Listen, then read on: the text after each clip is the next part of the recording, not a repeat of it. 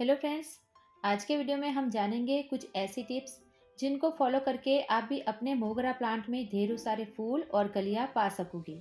तो बने रहिए हमारे साथ वीडियो के लास्ट तक, क्योंकि मैं आपके साथ एक ऐसा फर्टिलाइज़र भी शेयर करूंगी जिससे आपका मोगरा का प्लांट चाहे कितना भी पुराना हो फिर भी फूल देने के लिए मजबूर हो ही जाएगा। तो चलिए वीडियो को शुरू करते हैं। तो आइए सबसे पहले बात कर लेते हैं पॉट के साइज़ की। फ्रेंड्स, मोगरा एक परमानेंट प्लांट है और उसकी जड़ें भी बहुत तेज़ी से फैलती है। तो इसके लिए हमें जो भी पॉट की पसंदगी करनी होती है उसकी साइज़ कम से कम 10 से 12 इंच तो ज़रूर होनी चाहिए। आप उससे बड़ा पॉट भी ले सकते हो ताकि उसमें आसानी से जड़ें फैल सके। नेक्स्ट बात करते हैं हम मिट्टी की। मिट्टी हमें ऐसी वेल ड्रेन बनानी है जिसमें पानी रुकना नहीं चाहिए और पौधे की जड़ें भी अच्छे से फैल सके, क्योंकि जितनी अच्छे से जड़ें फैलेगी उतनी ही अच्छी तरीके से पौधे का ग्रोथ भी होगा। इसलिए मैंने यहाँ पर 30% जितनी मिट्टी, 30% जितना वर्मी कंपोस्ट, आप वर्मी कंपोस्ट की जगह पर कोई और खाद भी ले सकते हैं। 20% सैंड, नदी की जो रेत होती है वो, और 20% राइस हस्क का इस्तेमाल किया है। अगर आपके पास राइस हस्क नहीं है तो इसकी जगह पर आप कोकोपीट भी मिला सकते हो। अब नेक्स्ट बात करते हैं फ्रेंड्स कि साल भर अच्छे से फूल पाने के लिए पौधों को रिपोर्टिंग करना भी बहुत ही ज़रूरी है, और ये काम आपको फरवरी महीने या मार्च महीने में ज़रूर ही कर लेना है।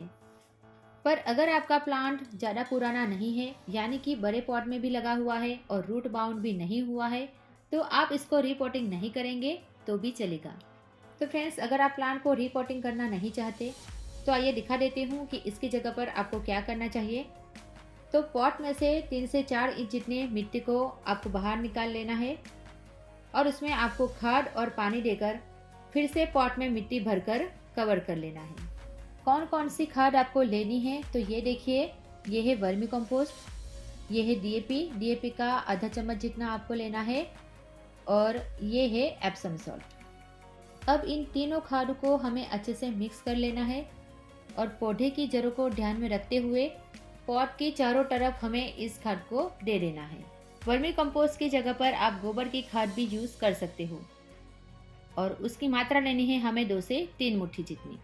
फ्रेंड्स, वर्मी कंपोस्ट एक ऑर्गेनिक खाद है और उसमें ऐसे पोषक तत्व पाए जाते हैं जो पौधों के विकास के लिए बहुत ही जरूरी होता है। तो इस खाद को आपको जरूर लेना है। वर्मी कंपोस्ट और डीएपी के साथ हमने और जो इस्तेमाल किया है वो है एप्सम सॉल्ट। एप्सम सॉल्ट यानी कि मैग्नीशियम सल्फेट। इसकी मदद से पत्तियां ग्रीन और चमकदार होती है फ्रेंड्स, और साथ ही कलियां खिलने में भी ये मदद करता है। तो जिन लोगों की हमेशा से ये शिकायत रहती है कि उनके पौधे पर कलियां तो बनती है पर खिलती नहीं और गिर जाती है, तो उनकी ये समस्या भी एप्सम सॉल्ट को यूज़ करने से दूर हो जाती है। ये खाद आपको महीने में एक बार देनी होती है, और अगर बीच बीच में आपको इसमें खाद देनी हो तो केले के छिलके का लिक्विड फर्टिलाइज़र 15 दिनों में एक बार बनाकर दे सकते हैं, क्योंकि केले के छिलके में पोटेशियम की मात्रा ज़्यादा पाई जाती है और फूलों वाले पौधे के लिए पोटेशियम रिच फर्टिलाइज़र बेस्ट होता है, और वो एक ऑर्गेनिक फर्टिलाइज़र है, इसलिए पौधों को कोई नुकसान भी नहीं होगा। फ्रेंड्स, पौधे पर अच्छे फूल और कलियां पाने के लिए जितना खाद जरूरी होता है उतना ही और एक काम करना भी बहुत ज़रूरी होता है, वो है हार्ड प्रूनिंग, और ये काम आपको करना है फरवरी या मार्च महीने में। तो जिन लोगों ने अभी भी अपने मोगरा प्लांट की प्रूनिंग नहीं की है वो भी अभी कर सकते हैं, क्योंकि अभी फरवरी का लास्ट वीक चल रहा है, तो ये काम आप मार्च तक कर सकते हैं। हार्ड प्रूनिंग यानी कि पौधे पर जितनी भी ब्रांचेस पुरानी है उन सभी को कट करके हटा देना है, क्योंकि जितनी भी ब्रांच पुरानी है उन पर तो फ्लावरिंग नहीं होगी, पर जितनी नई नई ब्रांचेस आएगी उन पर ही फ्लावरिंग होगी। इसलिए हार्ड प्रूनिंग करना बहुत ही ज़रूरी काम है। फ्रेंड्स, हार्ड प्रूनिंग के बाद ये देखिए, जो भी इस तरीके से नई नई ब्रांच आती है उसी पर ही फूल खिलते हैं, और फूल खिलने के बाद जब इस तरीके से पूरे फूल खिल जाते हैं तो ऐसे ब्रांच को भी हमेशा कट करते रहना चाहिए, क्योंकि फ्रेंड्स अब तो इस ब्रांच से फूल आएंगे नहीं, पर कट करने से ये फ़ायदा होगा कि साइड से और 2 ब्रांच निकलेगी और 2 नई नई ब्रांच जो निकलेगी उसमें फिर से फ्लावरिंग होगी। अब नेक्स्ट बात करते हैं सनलाइट की। तो फ्रेंड्स, मोगरा के प्लांट को सनलाइट बहुत ही ज़्यादा पसंद होती है, इसलिए जितनी अच्छी सनलाइट मिलेगी उतनी ही अच्छी से इन पर फ्लावरिंग भी होगी। इसलिए आपको दिन भर की अच्छी धूप मिले ऐसी जगह पर पॉट को रखना है। अगर दिन भर की धूप ना मिले तो भी कम से कम 5-6 घंटे की धूप मिले ऐसी जगह पर आपको पॉट को रखना है।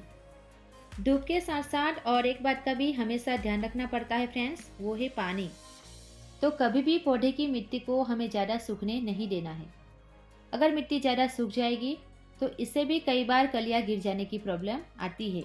तो हमेशा पौधे की मिट्टी को चेक करते रहे और हल्की सी मिट्टी जब आपको सूखी लगने लगे तब आपको इसमें पानी दे देना है। तो फ्रेंड्स, आज के वीडियो से अगर आपको थोड़ी सी भी जानकारी मिली हो तो वीडियो को एक लाइक कर देना और अपने फ्रेंड्स के साथ शेयर भी कर देना। और अगर आप हमारे चैनल पर पहली बार आए हो तो चैनल को सब्सक्राइब भी जरूर कर देना। तो मुझे उम्मीद है कि सारी जानकारी आपको मिल गई होगी। फिर भी आपको कुछ पूछना हो तो कमेंट सेक्शन में पूछ सकते हो। तो जल्दी मिलते हैं नेक्स्ट वीडियो में। तब तक के लिए बाय बाय, हैप्पी गार्डनिंग, जय श्री कृष्ण।